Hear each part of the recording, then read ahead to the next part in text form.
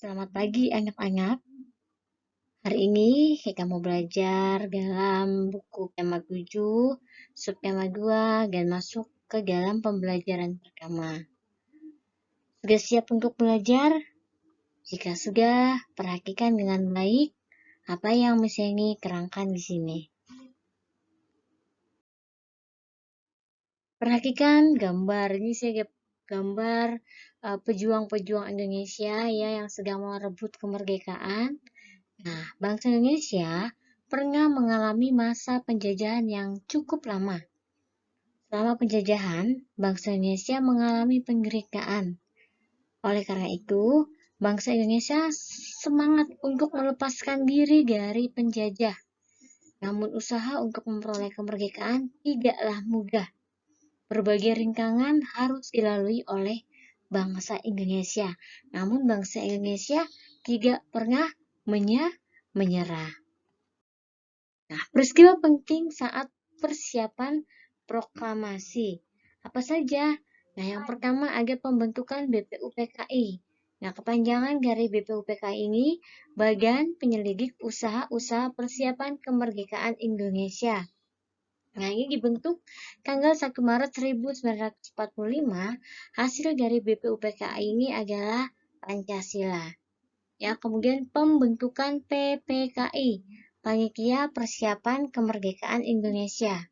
Nah, dibentuk tanggal 7 Agustus 1945, hasil PPKI adalah mengesahkan Pancasila sebagai dasar negara. Kemudian peristiwa Rengas Dengklok.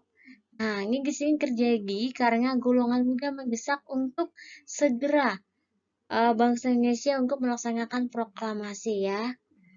Nah, kemudian ada kronologi peristiwa Rengas Dengklok. Nah, perhatikan pada tanggal 14 Agustus 1945, Sultan Syahrir mendengar Jepang kalah. Nah, setelah mendengar Jepang kalah, pada tanggal 15 Agustus 1945, golongan muda mendesak Soekarno untuk memerdekakan Indonesia. Namun nggak mudah. Nah, di tanggal 16 Agustus ya, 1945, Soekarno-Hatta diculik ke Rengas Dengklok oleh golongan muda. Ada tujuannya di sini, kenapa diculik? Ya, tujuannya agar Soekarno dan Muhammad Hatta ini tidak terpengaruh oleh Jepang. Ya, kemudian tanggal 16 Agustus 1945 sore harinya, Soekarno-Hatta, ya Bapak Soekarno dan Pak Hatta setuju untuk kembali ke Jakarta. Nah, setelah kembali ke Jakarta, malamnya mengumpulkan anggota PPKI di rumah Laksamana Maeda. Nah, sekarang kronologi peristiwa proklamasi. Ya, kronologinya dini hari proklamasi telah dirumuskan oleh Soekarno, Muhammad Hatta, dan Ahmad Subarjo. Kemudian disetujui oleh seluruh peserta rapat. Kemudian naskah proklamasi diketik oleh Sayuti Melik. Ya, kemudian persiapan proklamasi Ibu Fatmawati itu menjahit bendera merah putihnya. Lalu pembacaan proklamasi itu tanggal 17 Agustus 1945 jam 10 pagi di Jalan Pegangsaan Timur nomor 56. Nah, berikut adalah naskah teks proklamasi. Kita akan mendengarkan teks proklamasi yang dibacakan oleh Insinyur Soekarno. Proklamasi. Kami, bangsa Indonesia, dengan ini menyatakan kemerdekaan Indonesia. Hal-hal yang mengenai pemindahan kekuasaan dan lain-lain diselenggarakan dengan cara saksama dan dalam tempo yang sesingkat-singkatnya. Jakarta, 17 Agustus 1945, atas nama bangsa Indonesia, Soekarno-Hatta. Oke, sudah mendengarkan? Tidak sampai di sini saja bangsa Indonesia berhenti untuk memperjuangkan kemerdekaan. Ya masih ada lagi setelah pembacaan teks naskah proklamasi yang dilakukan oleh Insinyur Soekarno.